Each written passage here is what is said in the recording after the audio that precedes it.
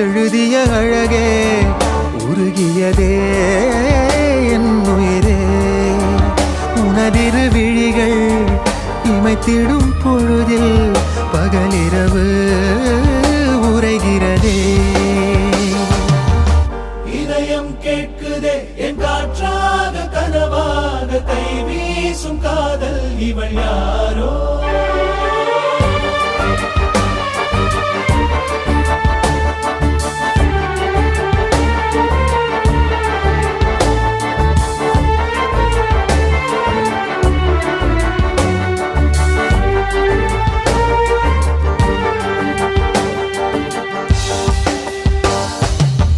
தேவதையின் விழியில் விழா காணும் பொன்வானம் அழைக்குது அருகில்